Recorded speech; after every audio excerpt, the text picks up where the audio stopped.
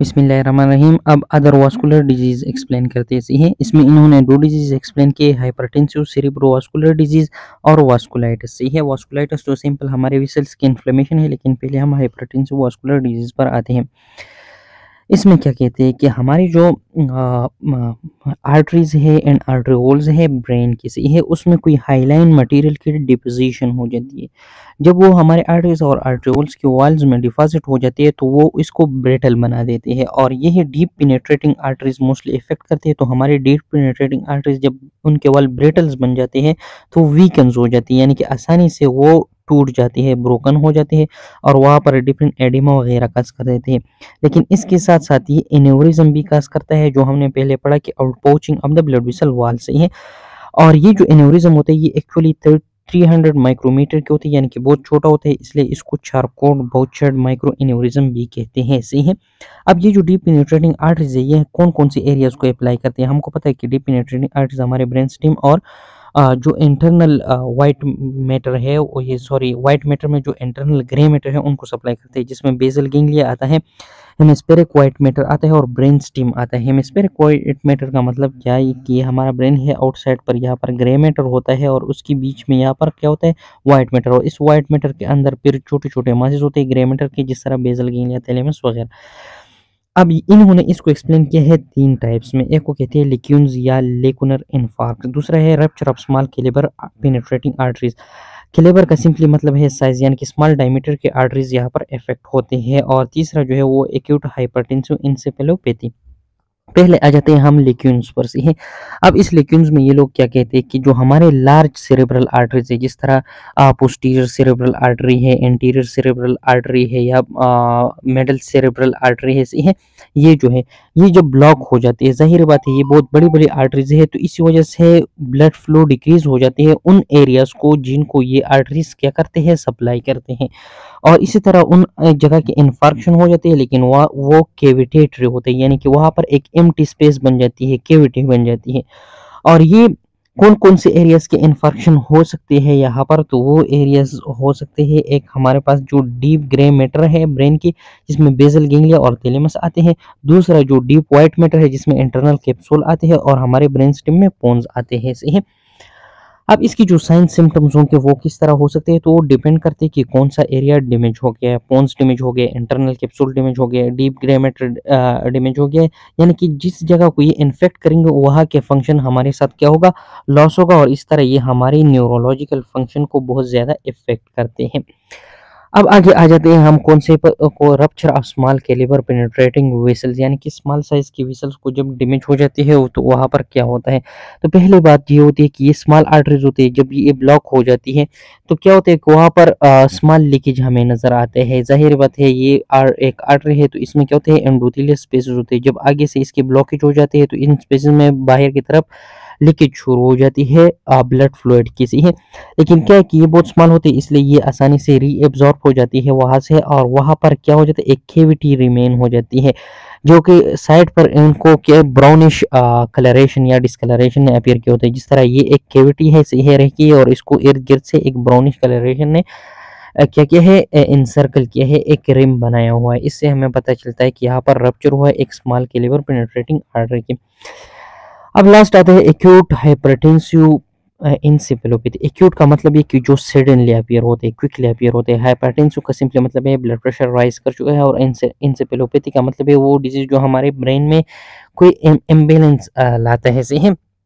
तो जाहिर बात है जब हमारे साथ सडन एक्यूट इंक्रीज आ जाते हैं डायस्टोलिक ब्लड प्रेशर में, सही है, कितना almost greater than 130 millimetre of Hg, सही है, मर्करी। तो इसकी वजह से क्या हो जाता है कि हमारा जो इंट्राक्रैनियल प्रेशर होता है वो सडनली राइज कर जाता है, सही है। और इसके साथ साथ वहाँ पर ग्लोबल सेरेब्रल एडिमा होता है। ये ऑलरेडी हमने पढ़ा है कि इंट्राक्रैनियल प्रेशर में ग्लोबल सेरेब्रल एडिमा होता है।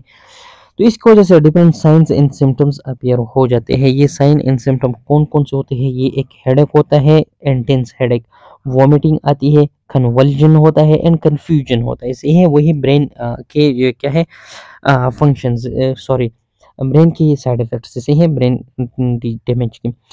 तो इसके लिए हमें क्या करना चाहिए कि जो बीपी राइज़ कर चुका है इसका इमीडिएट ट्रीटमेंट करना चाहिए, क्योंकि ये बहुत ज़्यादा डेंजरस है। जबकि ये वाला जो था rupture of small calibre penetrating arteries, ये इतना डेंजर नहीं था।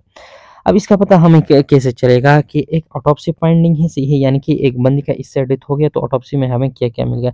वहाँ पर हमें एडिमा मिल गया उसकी ब्रेन में, या वो टेंटोरियल टॉन्सिलर या टॉन्सिलर हर्निएशन के साथ होगा या इसके बगैर होगा, ये ऑलरेडी हमने पढ़े हुए हैं। ऐसे ही माइक्रोस्कोपिक एग्जामिनेशन में हमें क्या-क्या मिलता है, एक पेटिचिया मिलती है यानी कि स्मॉल हेमरेजेस मिलती है, सही है, और फिब्रिनोइड नेक्रोसिस होता है, सही है। और ये कहाँ पर होता है, ये आर्टरीज में होते हैं white and grey matter of the brain के, सही है। नेक्स्ट हमारे साथ है वास्कुलाइटिस। वास्कुलाइटिस का सिंपली मतलब ये होता है कि हमारे वेसल्स की इन्फ्लेमेशन, सही है। इसमें पहले क्या कहते हैं कि इनका जो मेन काज है वो ट्यूबरकुलोसिस है, इंसाइफिलिस है, लेकिन बाद में हमें ये भी पता चला कि जब हमारा इम्यून सिस्टम सप्रेस होता है तो अपॉर्चुनिस्टिक इन्फेक्शन होती है, जो किस वजह से होती है, एस्पार्गिलस, हर्पीज जोस्टर और साइटोमेगालोवायरस के अटैक की वजह से होती है। इसके अलावा सिस्टमिक डिजीजेज में भी हमारे वेसल्स के वॉल इफेक्ट होते हैं, जिसका एग्जाम्पल है पॉलीआर्थराइटिस नोडोसस, सही है। ये सब क्या कर देते हैं, ये आकर हमारे वेसल्स के वॉल जो होते हैं उनको डैमेज कर देते हैं और उसके साथ साथ उनको इन्फ्लेम भी कर देते हैं, ऐसे हैं। कौन से वेसल्स को, स्मॉल साइज और मीडियम साइज वेसल्स जो होते हैं हमारे ब्रेन के टिश्यूज की यानी कि पेरेन्काइमा की और सब एरेक्नोइड वेसल्स की, सही है। इसकी वजह से क्या हो जाता है कि हमारे ब्रेन को जो ब्लड फ्लो है वो डिक्रीज हो जाता है, सही है। अगेन क्या हो जाता है कि इस डिक्रीज ब्लड फ्लो की वजह से हमारे ब्रेन टिश्यूज की डेथ हो जाती है, और इसको क्या कहते हैं, प्राइमरी एंजाइटिस ऑफ सीएनएस, ये क्यों प्राइमरी एंजाइटिस ऑफ सीएनएस इसको कहते हैं, क्योंकि यहाँ पर स्मॉल और मीडियम साइज वेसल्स जो होते हैं वो डैमेज हो जाते हैं, सही है। फिर इसके different sign and symptoms appear हो जाते हैं, तो वो कौन कौन से हो सकते हैं, वो परसिस्टेंट इन्फ्लेमेशन होता है, यानी कि बहुत देर के लिए ये इन्फ्लेम्ड रहते हैं, सही है। वेसल्स के बाद मल्टी न्यूक्लिएटेड जेंट सेल्स होते हैं, क्यों होते हैं, क्योंकि यहाँ पर डिफरेंट न्यूट्रोफिल्स और मैक्रोफेजेस आते हैं और वो बहुत सारे मिलकर एक बहुत ही बड़ा जेंट सेल बनाते हैं जिसके बहुत सारे न्यूक्लियस होते हैं। वेसल्स के वॉल्स डेफिनेटली डैमेज हमें नजर आएंगे, कॉग्निटिव इम्पेयरमेंट होता है और डिफ्यूज इंसेफेलोपैथी होती है, यानी कि ब्रेन में किसी न किसी जगह पर जरूर कोई इम्पेयरमेंट होता है। इसके ट्रीटमेंट में हम अमीनो सप्रेसिव एजेंट्स यूज करते हैं। फिर सारे के सारे सेरेब्रोवास्कुलर डिजीज जो है उनकी समरी बताई हुई है। तो सबसे पहले इसमें स्ट्रोक्स के बारे में कहते हैं कि हमारे ब्रेन में जब कोई हेमरेज होता है या कोई विसल ऑब्स्ट्रक्ट हो जाते हैं, एज अ रिजल्ट उसमें जब बहुत क्विकली ऑनसेट हो जाते हैं न्यूरोलॉजिकल डेफिसिट के, यानी कि साइन एंड सिम्टम्स की, उसको हम स्ट्रोक कहते हैं और ये बहुत ज़्यादा डेंजरस होते हैं, इससे डेथ भी हो सकता है। फिर सेरेब्रल इन्फार्क्शन या सेरेब्रल इस्कीमिया के बारे में बताते हैं कि यहाँ पर जब हमारा ब्लड सप्लाई जो होते हैं वो ब्लॉक हो जाए या कम हो जाए तो उसकी वजह से यह वाइड स्प्रेड या फोकल इस्कीमिया होता है। वाइड स्प्रेड को दूसरा नाम ग्लोबल कहते थे। तो एज अ रिजल्ट क्या हो जाता है, हमारे ब्रेन टिश्यूज को एनर्जी नहीं मिलती जिसकी वजह से उनकी इन्फार्क्शन हो जाती है। एक जो था वो था यहाँ पर रोबस्ट या वाटरशेड इन्फार्क्ट, सही है। वो किसे कहते हैं, जब हमारे एंड आर्टरीज जहाँ पर कोलेटरल सर्कुलेशन ना हो वो बहुत जल्दी उनकी इन्फार्क्शन होती है, जब उनकी ब्लड सप्लाई जो होती है ऑब्स्ट्रक्ट हो जाती है, सही है। इसके बाद वही फोकल सेरेब्रल इन्फार्क्ट्स के बारे में कहते हैं। तो ये कॉमनली किस वजह से होते हैं, एम्बोलिक वजह से होते हैं, यानी कि एम्बोलिज्म की वजह से होते हैं। थ्रोम्बोलिज्म से ज्यादा चांसेस यहाँ पर किस चीज को होते हैं, एम्बोलिज्म के होते हैं, सही है। और यहाँ पर क्या हो जाता है कि जब एक विसल में एम्बोलिक आ जाता है, ऑब्स्ट्रक्ट हो जाता है, तो वो विसल जिस जगह सप्लाई करते हैं वहाँ पर क्या हो जाते हैं, इन्फार्क्शन शुरू हो जाते हैं, क्योंकि उनको प्रॉपर रिफर्फ्यूजन नहीं मिलती, सी है। और इनकी नॉन हेमरेजिक टाइप भी है और हेमरेजिक टाइप भी है। लेकिन जब साइन एंड सिम्टम्स या इतना इंटेंस ना हो, पहले नॉन हेमरेजिक होता है, लेकिन जब इसके ट्रीटमेंट नहीं होती और ये खुद ब खुद ग्रेजुअली रिलीफ नहीं होती तो फिर ये कन्वर्ट हो जाते हैं हेमरेजिक टाइप में, से है। फिर प्राइमरी इंट्रा पेरेन्काइमल हेमरेज आते हैं। ये हमारे साथ किस वजह से होता है, या तो हाइपरटेंशन की वजह से होता है, जो हमारे व्हाइट मैटर जो होता है ब्रेन की, या डीप ग्रे मैटर जो होता है, पोस्टीरियर फोसा जो होता है, ऑलरेडी हमने डिस्कस किया था, वो इफेक्ट करता था। या सेरेब्रल अमाइलॉइड एंजियोपैथी की वजह से होता था, जो सेरेब्रल कॉर्टेक्स में जो अल्जाइमर में प्रोटीन्स होते हैं अमाइलॉइड, वो डिपोजिशन हो जाती है हमारे वेसल्स के अंदर, जो ऑलरेडी हमने डिटेल में डिस्कस किए। स्पॉन्टेनियस सब एरेक्नाइड हेमरेजेस, इसके बारे में ये कहते हैं कि स्ट्रक्चर एबनॉर्मेलिटी की वजह से होता है, जो हमने पहले डिस्कस की कि वास्कुलर एबनॉर्मेलिटी की वजह से जो होते हैं, जिसमें एन्यूरिज्म आती है, आर्टेरियोवेनस मालफॉर्मेशन आती है, कैवर्नस मालफॉर्मेशन आती है, ये सब आती थी। अल्लाह हाफिज़।